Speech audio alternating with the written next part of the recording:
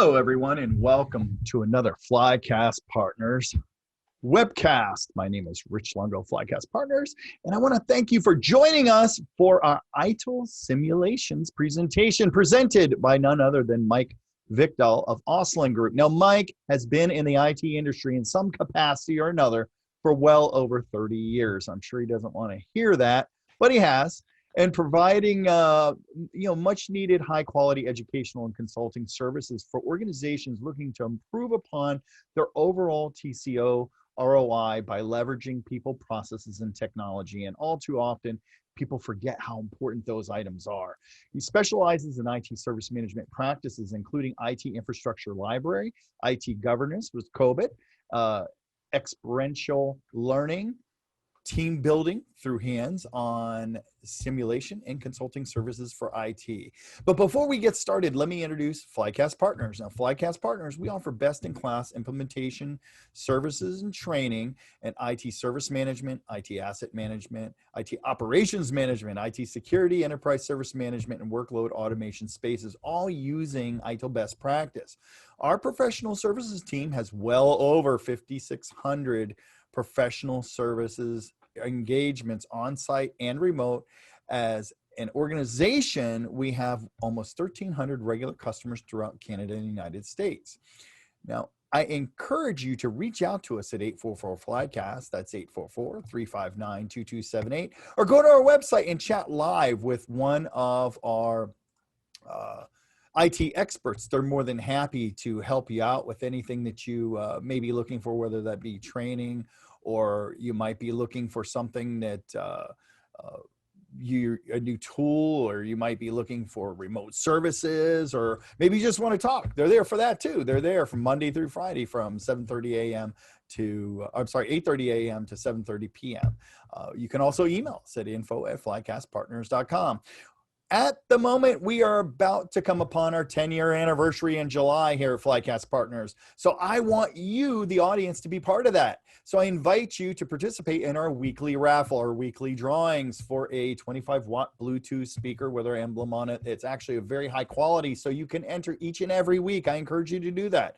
And for those of you that are current customers of ours, please go ahead and enter the raffle for a $500 lunch for you and your teammates, paid for by Flycast. So this is going through the end of July. So go to our website, check out the rules, and enter today. Without further delay, we're going to go ahead and turn this over to none other than Mike. Mike, you actually have control. You can share your screen, sir. All right. Thank you, Rich. Appreciate that. And I just want a question for you, Rich. Is that a little raffle, something I can join too and kind of sign up for? If you want to get in that speaker raffle, by all means, get right in there, Mike. Go for it. I like that $500 lunch. That is fantastic. That's a big team. That is. Well, we're hoping that we can get a nice little IT core group at a company and treat them to lunch on us. And I think it's a great way to build up the team and to make things more positive. That is great. And what a great segue that is as well. Thinking about these simulations or experiential learning types of practices, which I think plays hand in hand with that team building lunch that somebody's going to win. So hats off to whoever wins that one there. That's a fantastic gift by Flycast. Rich, thank you again for the introduction, and I do appreciate it. Thank you, folks, for attending. These are really exciting types of sessions, and a lot of folks think about simulations as being, quote unquote, a video game like, Microsoft Air Simulation or something like that, a flight simulator. These are much different, and I'm a huge fan of experiential learning. And you can see, you're going to see me. I'm animated. I'm a very animated individual because I'm very much about being in front of people and working with individuals to have them gain a much better understanding of what ITIL/IT service management practices do within the organization, and the integration of tools and technology, having the right people, right processes, and that tight integration to what we call an ITSM integrated tool set. So we are going to very specifically talk about the simulation pieces, which is going to get everybody on the same page. One of the challenges that a lot of organizations have is the fact that we're not on the same page. We have what we talk about in ITIL 4 now, the silos that get created within the organization. So That's where these simulations come into play, is kind of bust these silos down theoretically, but then work holistically across the organization. And that's really what we're going to talk about here today, is the simulation piece that really kind of drives this home. So when we start talking about these simulations and really what they've been designed to do, now experiential learning is not a new concept. It's been around for decades, and you can go search yourself and take a look at what experiential learning is and the benefits of. There's a lot of statistics in regards to how much data you might retain post simulation or experiential learning session of choice when you're all said and done. So, and that's the point of what we do, is have the ITIL or IT service management simulations to have you really kind of take home a much better understanding of what the benefits are of service manual practices, tool integration. Say you're buying, a new service desk tool of sorts, and you want to build processes around that, or vice versa, hopefully. And then you go down and say, all right, let's go do it. And everybody still doesn't understand what it is. So that maturity curve that everybody is living in today, typically speaking, you get a new tool and there's a massive curve that kind of comes up in regards to, cost and time and effort. And then it kind of comes down to where it's, normal life after that. We want to kind of make that a little bit less sharp on the top, and actually adopt and adapt to the tools, technologies, processes, cultural embracement, and the likes, because we all get to experience what the simulation does, but more importantly, what the people, process, and technology and culture have when they are working together across the enterprise. Not to mention, we're kind of breaking the silos down between us and them, or the business and IT, so we have a much better alignment to the business needs and understanding what we are trying to do to accommodate who we are as an entity in the marketplace, by understanding the business needs, aligning to the business needs. And in many cases, those folks that attend the simulations, the business is in the simulations with you. Right? So they're partaking in and demonstrating commitment along the way as well. Overall, at the very end, everybody is on the same page about what it is we're trying to do, and we're continually improving upon the overarching performance of our deliverables, not to mention our products and our services to our consumer base that's out there, and they get to truly be the benefits of what it is we are trying to do as an organization. So how are these typically used? Now, maybe some of you have gone through a simulation of sorts, or an experiential learning session, whether it's been in an agile course or a DevOps course or a lean or a project management. I'm pretty sure you've done those if you're PMP certified, or even Prince on the more European side.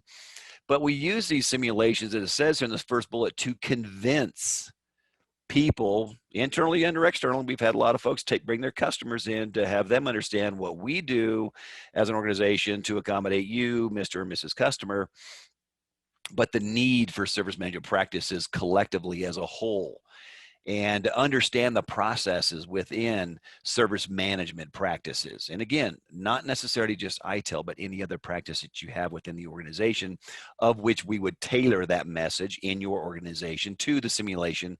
So when we do it, everybody begins to resonate more, even talk the same language that you have in-house, as opposed to other maybe new vernacular within the organization.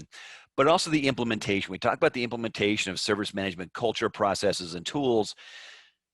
It's a strong word, implement. We don't really implement the culture. We don't implement ITSM. We actually adopt and we adapt and we embrace the concepts. We don't really do it as an overall, like a tool of sorts, right? So we adopt and we adapt. And what does it mean to actually take these practices and to take this culture and to take these tools and these processes and tie them together?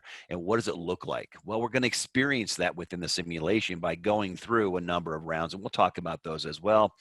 But it is a great way, as Richard alluded to earlier, it's a great way for team building. Right? Everybody walks away with a really great experience. They've had fun. They worked across the organization in the simulation. The different personnel from different teams are in the simulation, and everybody engages in a very entertaining way, but also a very educational way. And we all begin to, get this, work together as a team, even the simulation. And everybody walks away with questions after the course going, well, remember what we did within the simulation? How can we make that happen in our organization? Now, Rich talked about the consultative services that we offer. So that's how we can help you go down that path and truly make that happen, right? The simulations can in fact be done even in today's world of social distancing. Now they are on site, but at the same time, we can still manage this in a socially distant environment, right? Depending on what your corporate policies might be, or organization policies, or even one's personal preference, we can still maintain. We've done numerous simulations even during the pandemic, so that's also a means of leveraging this as we go forward as well. So everybody can still be safe and feel comfortable with the simulations as well, regardless of how close we might feel we need to be. So now when we start talking about the value, right, I've already kind of stole some of that thunder, but at the same time, the values everybody gets, as I say, the aha moment.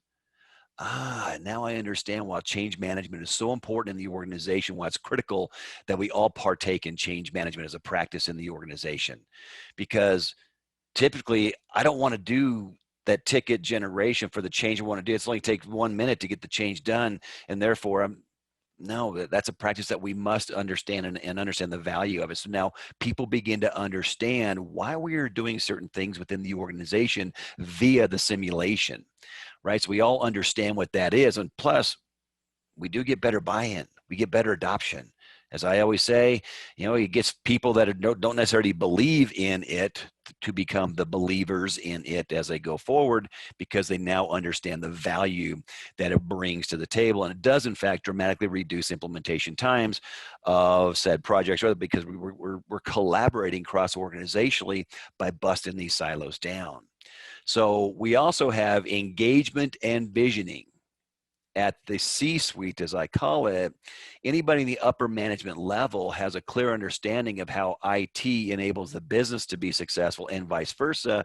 And what do we do there? We broke that silo down as well. And now we're all working cohesively together as an underlying fabric of what makes the business successful, which is IT.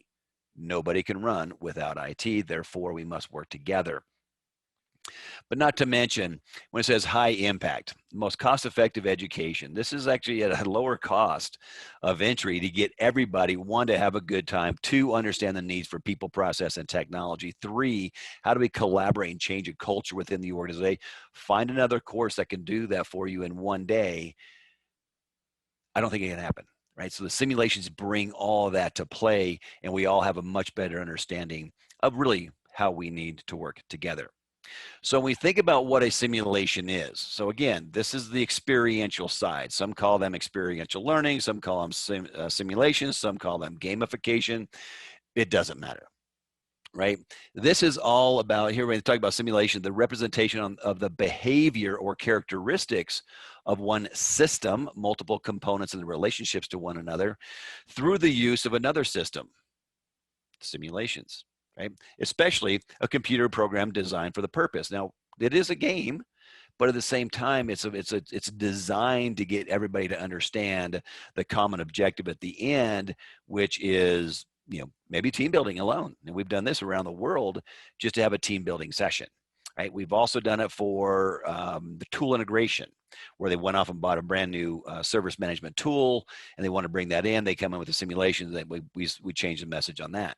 So at the same time, it may be a game, it may be a simulation of a technology on a screen, but it's about the practice of how do we make this happen as we go forward. And the whole point of this is by leveraging, Cobb's experiential learning cycle. This has been around for a long time, right? Let's go off and do it. Let's review this and think about, all right, what worked and what didn't work? What can we do to make it better? So let's theoretically address this, but then we're going to put it into action as we build a plan to go do it again.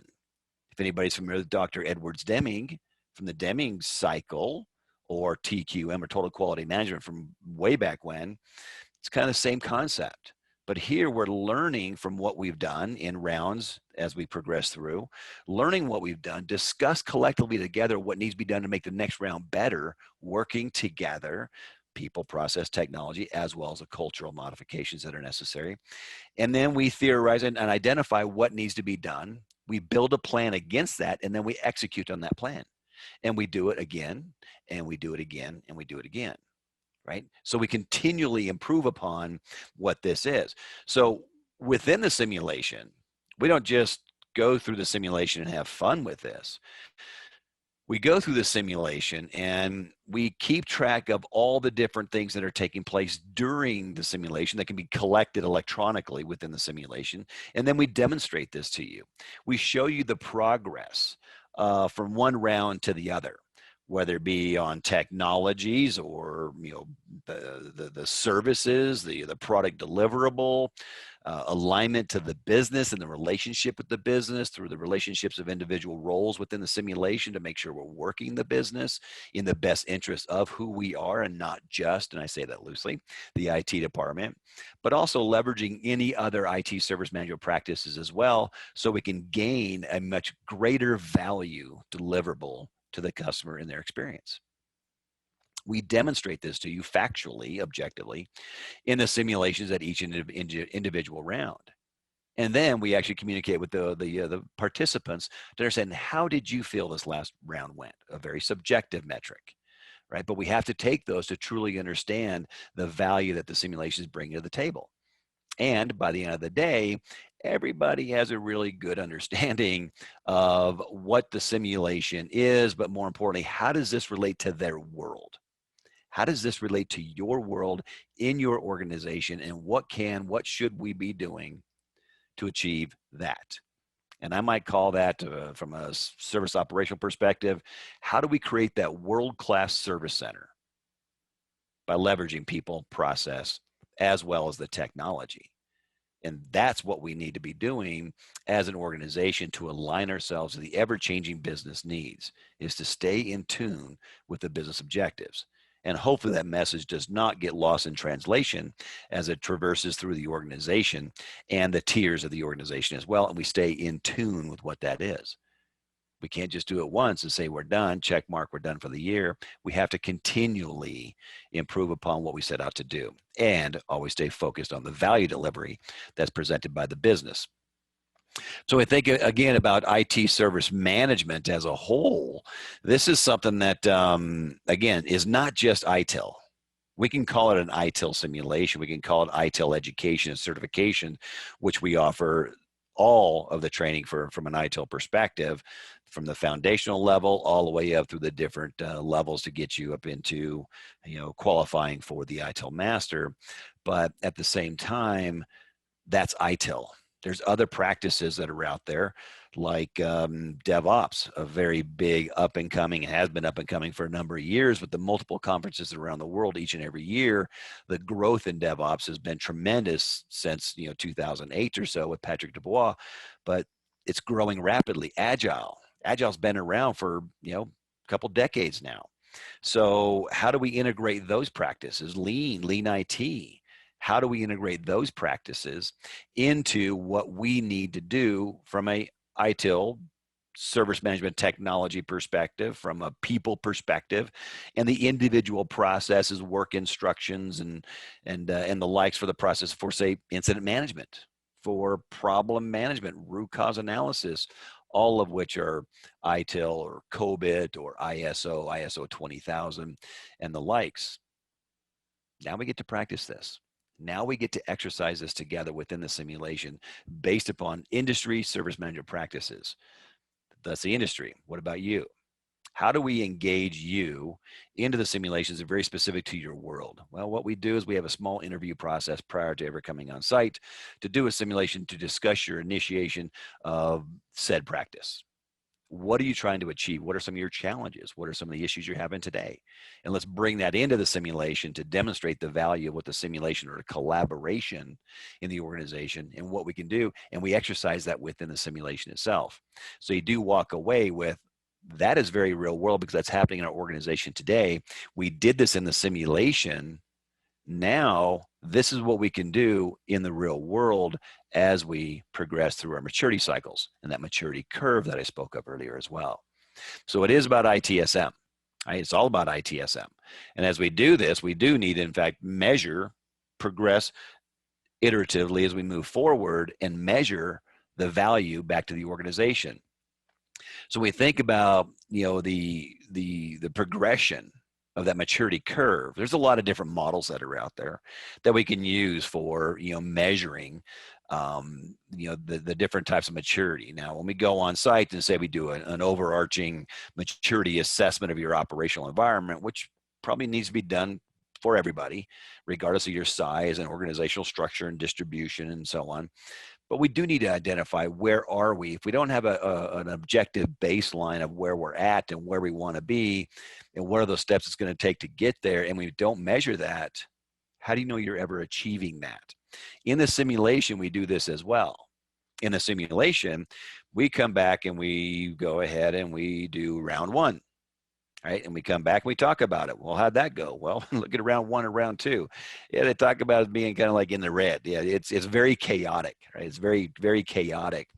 And then as we progress and do the next round, after we collaborate and communicate and work, the theory and our plan we talked about within Kolb's strategy, now we can discuss it. Now we can talk about what needs to be done, and let's go off and enact upon that, right? Let's execute on that. And then we come back and measure it again. And then we act upon another plan, and then we execute again. And then we measure this as we progress iteratively with the feedback based upon what we've just done. Now we can stay focused on the value as we've started from a previous baseline, or start where you are. And we collaborate and promote the visibility of that sense of urgency or the task that needs to be done, as we try to keep it simple and practical and optimize and automate wherever we possibly can. And then we do it again and again. It doesn't stop. And the simulation demonstrates that for you to show the value of these, as I just went through, the 7 guiding principles of ITIL 4. Now we can see the value that brings to the table. Right? You're now going to experience that, not from what we do as maybe as a DBA or an app dev or whatever it's going to be, but holistically as an organization. And that's what we're trying to achieve here, is how do we make that happen within the organization? All right. Now, who should consider these simulations? Everybody. Bottom line. All right. So when we think about anybody attending, these simulations, there's a way we should be looking at simulations. I personally, I'm a huge fan of delivering the simulations to a very broad organization, from CEO, individual contributor, everybody in between, in a single session, right? And then you do that as you deem necessary for the organization. Personally, we see the greatest benefit of these simulations when the entire organization goes through the simulation. And I've done Rich has seen these in the past where, we've done these simulations. We've done one for upper management staff, and then the rest was history, meaning we've gone through the entire organization. And some we've gone on site to do these with the upper management staff, individual contributors, and we've done the simulation, and we're still there 6, 7, 8, 9, 10 years later, because we've embedded this into their new hire orientation programs, to where they come on board. This is what we do. This is how we work within IT. You understand your language, Mr. and Mrs. New employee, and therefore we need to teach you, show you how we do things here. And then guess what? That learning curve is much, much shorter. Much, much shorter, because everybody walks out from new hire orientation with a much greater understanding. So it's not a one-off. It's not a let's get everybody through and let's just be done. These can be modified and tailored to accommodate your organizational strategies as they change. And how can these simulations adapt and adopt to those ever-changing business needs, so now the employees have a much better understanding of what the vision, mission, goals, and objectives are within the organization. So it doesn't matter who you are in the sector. If you're, public sector, private sector. If you're private sector, you're in healthcare, you're in, finance, you're in manufacturing. It doesn't matter what it is. If you're in public sector, if you're in state, local, fed, it doesn't matter there either. Because we have simulations that are healthcare specific. We have simulations that are project management specific. We have simulations that are retail, probably the most popular simulation we have. There's very retail, so everybody understands. How do we work within retail? We are in the retail space. How do we need to work consistently, holistically across the organization, and making sure we all come up with a better understanding of what we do to drive value back to our stakeholders, consumers, customers, whoever they might be, right? So it doesn't matter. It doesn't matter the size. there's a limit to the size of the simulation. But if you have a small organization and you can accommodate 12 people into a simulation, we can hold that for you and tailor it very specifically to what your needs are. The maximum per session is 18 to 20, right? So we try to keep that little window there, but at the same time, we'll just do multiple simulations within the organization and get everybody through it. If you have a small team and say you don't have enough people within your organization to do 12 individuals, maybe bring in some of your partners. We've done that, did it down in San Antonio not too long ago, where they actually brought in some of their partners so that they can understand how we need to work together as well. So a really great message there, with the understanding of how we need to work together, not just internally, but also more importantly, in many cases, externally as well.